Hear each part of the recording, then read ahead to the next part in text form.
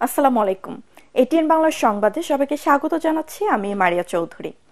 লন্ডনে চিকিৎসাধীন BNP chairperson ও সাবেক প্রধানমন্ত্রী বেগম খালেদা জিয়ার শারীরিক অবস্থার উন্নতি হচ্ছে বলে জানিয়েছেন তার ব্যক্তিগত চিকিৎসক ও বিএনপির স্থায়ী কমিটির সদস্য ডাক্তার AZM জাহিদ হোসেন। শনিবার লন্ডন সময় বিকেল 4টার দিকে তারেক রহমান তার স্ত্রীকে নিয়ে হাসপাতালে প্রবেশ করেন। হাসপাতালে 2 পুত্রবধূ ছাড়াও 3 নাতনি সময় দিচ্ছেন। এছাড়া সার্বিক বিষয় দেখাশোনা করছেন তারেক রহমান নিজেই। আরও জানাচ্ছেন মুশফিকুর রহমান। ইংল্যান্ডের দ্য লন্ডন ক্লিনিকে মাকে দেখতে আসেন বিএনপির ভারপ্রাপ্ত চেয়ারম্যান তারেক রহমান, তার স্ত্রী ডাক্তার জুবাইদা রহমান ও কন্যা জাইমা রহমান। এছাড়া দেশনেত্রী বেগম খালেদা জিয়াকে নিয়মিত দেখতে আসেন ছোট ছেলে আরাফাত রহমান কোকোর স্ত্রী সৈয়দা শর্মিলা রহমান ও তার 2 মেয়ে জাহিয়া রহমান ও জাফিয়া রহমান। দীর্ঘদিন পরে তাদের যে ফ্যামিলির অর্থাৎ মানসিকভাবে ম্যাডামকে একটু সুস্থ থাকার যে পরিবেশ, সে অবস্থাটা সৃষ্টি হয়েছে। ছেলে এবং পুত্রবধূদের সেবা যত্নে হাসি খুশিভাবে চিকিৎসা নিচ্ছেন দেশনেত্রী বেগম খালেদা জিয়া, এমনটাই জানিয়েছেন তার ব্যক্তিগত চিকিৎসক ডাক্তার AZM জাহিদ হোসেন। বিএনপির চেয়ারপারসন পারিবারিক আবহে থাকার কারণে মানসিকভাবে আগের চেয়ে অনেকটা ভালো আছেন বলেও জানান তিনি।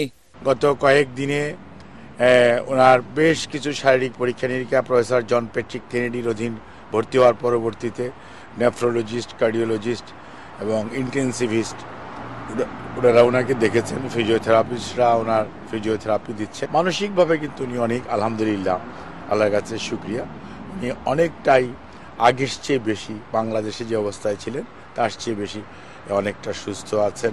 ডাক্তার জাহিদ হাসান বলেন, দ্রুত সুস্থতার লক্ষ্যে চিকিৎসায় কিছুটা পরিবর্তন এনেছেন চিকিৎসকরা। সোমবার নাগাদ বেগম জিয়ার চিকিৎসার বিষয়ে বিশেষ ডাক্তারদের মেডিকেল টিম বসতে পারে বলেও জানান তিনি। অনেক প্রতিবন্ধকতা পার হয়ে আজকে উনি লন্ডন ক্লিনিকে। মুশফিকুর রহমান, এটিএন বাংলা। রাজধানীর তেজগাঁওয়ের ট্রাক স্টেশনে আগুনে পুড়ে গেছে একটি গ্যারেজ। ফায়ার সার্ভিসে 3টি ইউনিট ঘণ্টাখানেকের চেষ্টায় আগুন নিভিয়েছে। সকাল 8টা 5 দিকে আগুন লাগার খবর পায় ফায়ার সার্ভিস। পরে 8টা 10 ঘটনাস্থলে পৌঁছে আগুন নিয়ন্ত্রণে কাজ শুরু করে ফায়ার সার্ভিস। 3টি ইউনিট আধা ঘন্টা চেষ্টায় আগুন নিয়ন্ত্রণে আনে। ট্রাক স্টেশনের একটি গ্যারেজ থেকে আগুনের সূত্রপাত হয়।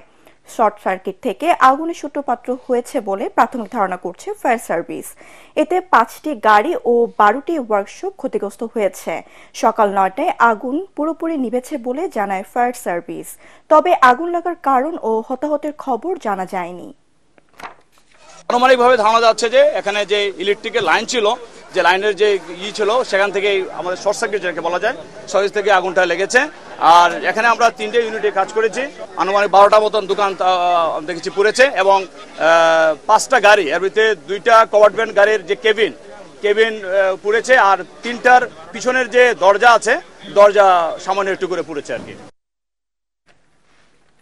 যুক্তরাষ্ট্রের সিটি মিনিস্টার টিউলিপ সিদ্দিককে বরখাস্ত করতে প্রধানমন্ত্রী কেয়ার স্টারমারের প্রতি আহ্বান জানিয়েছেন দেশটির প্রধান বিরোধী দল কনজারভেটিভ পার্টির প্রধান ক্যামি ব্যাডেনচ। বাংলাদেশে আর্থিক দুর্নীতির মামলা তদন্তে টিউলিপ সিদ্দিক ব্যাপক চাপে রয়েছেন। এমনকি দুর্নীতির দায়ে মন্ত্রিত্ব ছাড়তেও চাপ রয়েছে তার উপর। টিউলিপ সিদ্দিক ব্রিটেনের ক্ষমতাসীন লেবার মন্ত্রিসভার সদস্য।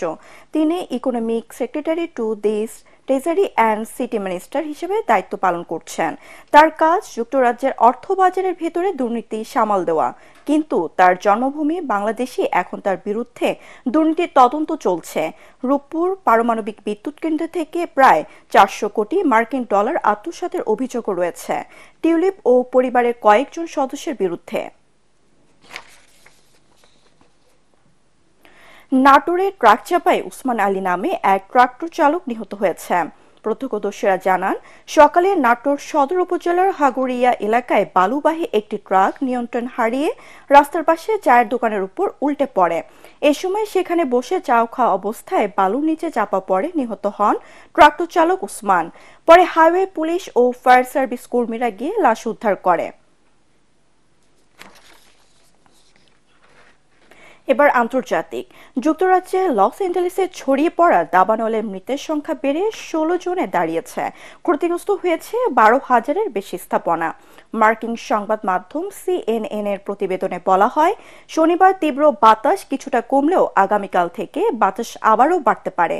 এতে আগুনের তীব্রতা কয়েক গুণ বাড়তে পারে বলে আশঙ্কা করছে ফায়ার সার্ভিস। এদিকে বার্তা সংস্থা রয়টার্স জানায়, লস অ্যাঞ্জেলেসের 4টি এলাকায় এখনও আগুন চলছে। নতুন করে আগুন ছড়িয়ে আরও 1000 একর এলাকায়। এই অবস্থায় আরও 1 লাখের বেশি বাসিন্দাকে সরিয়ে নিতে সতর্কতা জারি করা হয়েছে।